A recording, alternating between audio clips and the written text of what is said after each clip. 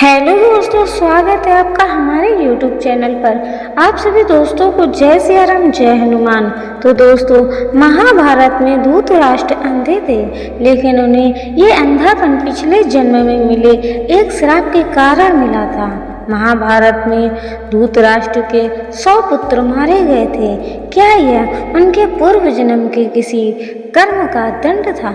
आइए जानते हैं धृतराष्ट्र से जुड़ी कुछ ऐसी ही खास बातें। तो दोस्तों, टाइम को वेस्ट न करते हुए चलिए वीडियो को शुरू करते हैं। तो दोस्तों, सबसे पहले जानेंगे भीम को मार डालना चाहते थे धृतराष्ट्र। भीम ने धृतराष्ट्र के प्रिय पुत्र दुर्योधन और दुशासन को बड़ी निर्दयता से मार डाला था। इस कारण धृतराष्ट्र भीम को भी मार डालना चाहते थे। जब युद्ध समाप्त हो गया तो श्री कृष्ण के साथ युधिष्ठिर, भीम, अर्जुन, नकुल और सहदेव महाराज धृतराष्ट्र से मिलने पहुँचे। युधिष्ठिर ने धृतराष्ट्र को प्रणाम किया और सभी पांडवों ने अपने अपने नाम लिए प्रणाम किया। श्री कृष्ण महाराज के मन की बात पहले से ही समझ गए थे कि वह भीम का नाश करना चाहते हैं। धृतराष्ट्र ने भीम को गले लगाने की इच्छा जताई तो श्री कृष्ण ने तुरंत ही भीम के स्थान पर भीम की लोहे की मूर्ति आगे बढ़ा दी। धृतराष्ट्र बहुत शक्तिशाली थे। उन्होंने क्रोध में आकर लोहे से बनी भीम की मूर्ति को दोनों हाथों से दबोच लिया और मूर्ति को तोड़ डाला। मूर्ति टूटने की वजह से उनके मुंह से भी खून निकलने लगा और वे जमीन पर गिर गए। कुछ ही देर में उनका क्रोध शांत हो गया तो उन्हें लगा कि भीम मर गया है। वे रोने लगे। तब श्री कृष्ण ने महाराज से कहा कि भीम जीवित है। आपने जिसे तोड़ा है वह तो भीम के आकार की मूर्ति थी। इस प्रकार श्री कृष्ण ने भीम के प्राण बचा लिए। महाराज शांतनु और सत्यवती के 2 पुत्र हुए, विचित्रवीर और चित्रांगद। चित्रांगद कम आयु में ही युद्ध में मारे गए थे। इसके बाद भीष्म ने विचित्रवीर का विवाह काशी की राजकुमारी अंबिका और अंबालिका से करवाया। विवाह के कुछ समय बाद ही विचित्रवीर भी बीमारी के कारण मृत्यु हो गई। अंबिका और अंबालिका संतानहीन ही थी तो सत्यवती के सामने ये संकट उत्पन्न हो गया कि कौरव वंश आगे कैसे बढ़ेगा। वंश को आगे बढ़ाने के लिए सत्यवती ने महर्षि वेदव्यास से उपाय पूछा। तब वेदव्यास से अपनी दिव्य शक्तियों से अंबिका और अंबालिका से संतानें उत्पन्न की थी। अंबिका ने महर्षि के भय के कारण आंखें बंद कर ली थी तो इनकी अंधी संतान के रूप में धृतराष्ट्र हुए।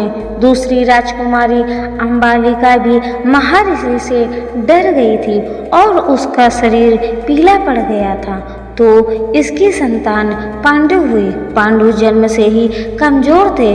दोनों राजकुमारियों के बाद एक दासी पर भी महर्षि वेदव्यास ने शक्तिपात किया था।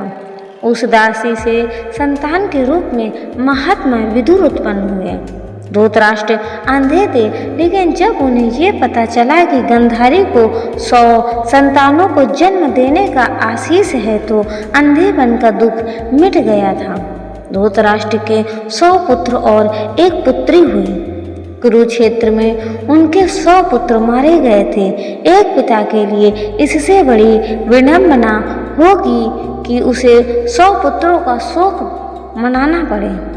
भगवान श्री कृष्ण ने गीता का जो संदेश दिया था उसे अर्जुन के अतिरिक्त संजय और धृतराष्ट्र ने भी सुना था। उसमें भगवान ने कहा था कि सब कुछ पूर्व निर्धारित है, सबको उनके पूर्व के कर्मों का दंड भोगना होगा। धृतराष्ट्र की वह बात स्मरण थी। दुर्योधन और दुशासन मुख्य रूप से पांडवों और द्रौपदी के दोषी थे। उनके मारे जाने को तो धृतराष्ट्र कर्मदंडों से जोड़ रहे थे, पर शेष पुत्रों की तो कोई भूमिका ही नहीं थी। वे क्यों मारे गए, यह प्रश्न धृतराष्ट्र को कचोटता था। महाभारत युद्ध समाप्त होने पर धृतराष्ट्र ने श्री कृष्ण से पूछा, मैं अंधा पैदा हुआ, मेरे 100 पुत्र मारे गए। भगवान, मैंने ऐसा कौन सा पाप किया है जिसका ये दंड मिल रहा है? आपने अर्जुन से कहा था कि जो हो रहा है वह कर्मों का दंड है। मेरे अंधे होने और 100 पुत्रों के मारे जाने के पीछे क्या कारण है? कृपया मुझे बताएं। अपने पुत्रों को खोने की पीड़ा से उबरने में यह काम आएगा। श्री कृष्ण ने कहा, महाराज धृतराष्ट्र, आपने उचित ही सुना था। कर्मों का दंड भोगना पड़ता है, उससे किसी को छूट नहीं मिलती। राजा और समर्थवान लोगों को कर्मों का दंड विशेष रूप से भोगना पड़ता है। ईश्वर उन्हें समर्थवान बनाते हैं तो उनसे ज़्यादा जिम्मेदार होने की आशा रखते हैं। कुछ पाने के लिए कुछ तो देना ही पड़ता है ना महाराज। आप इस जन्म में भी राजा हैं, पूर्व जन्म में भी राजा थे, पर आपने कई पाप कर्म किए। धृतराष्ट्र अधीर हो गए।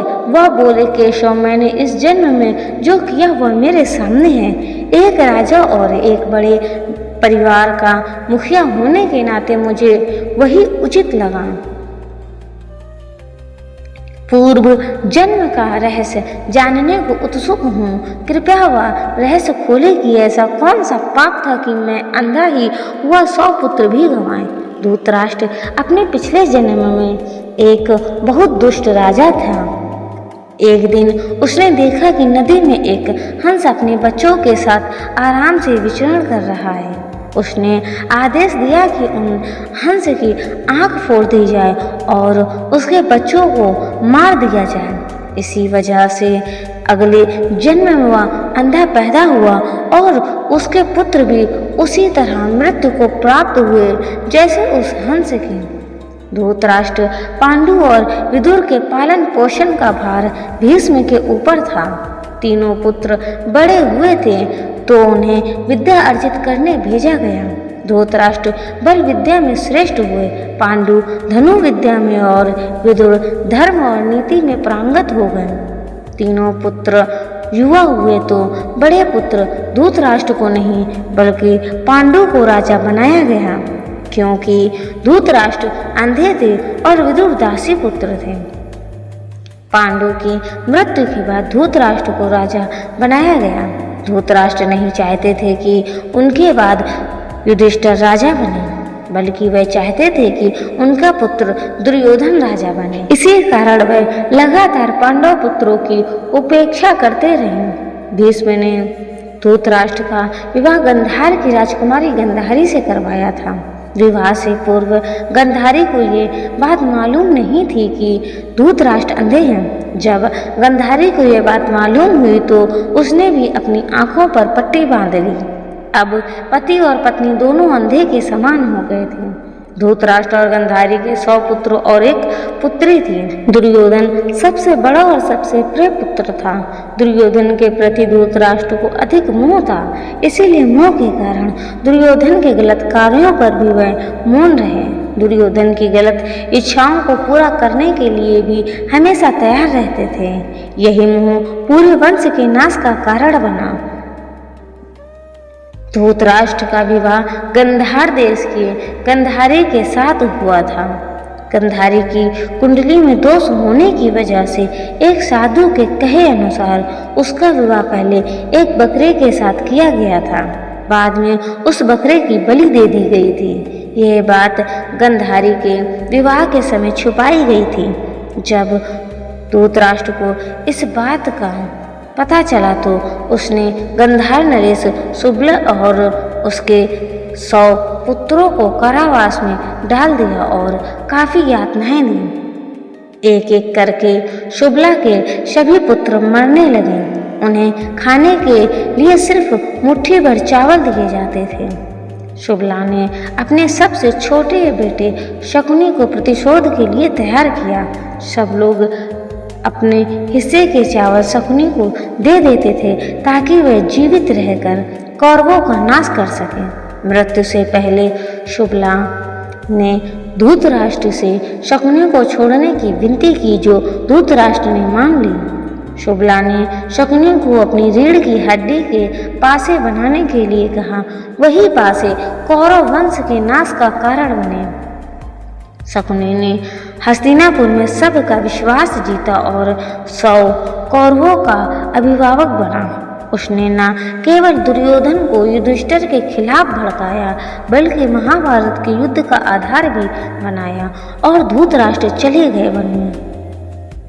युद्ध के बाद धृतराष्ट्र और गांधारी पांडवों के साथ एक ही महल में रहने लगे थे। भीम अक्सर धृतराष्ट्र से ऐसी बातें करते थे जो कि उन्हें पसंद नहीं थी। भीम के ऐसे व्यवहार से धृतराष्ट्र बहुत दुखी होने लगे थे। वे धीरे धीरे 2 ही दिन या 4 दिन में एक बार भोजन करने लगे। इस प्रकार 15 वर्ष निकल गए। फिर एक दिन धृतराष्ट्र के मन में वैराग्य का भाव जाग गया और वे गांधारी के साथ वन में चले गए। तो दोस्तों ये थी जानकारी। तो दोस्तों अगर आपको ये वीडियो पसंद आई हो तो वीडियो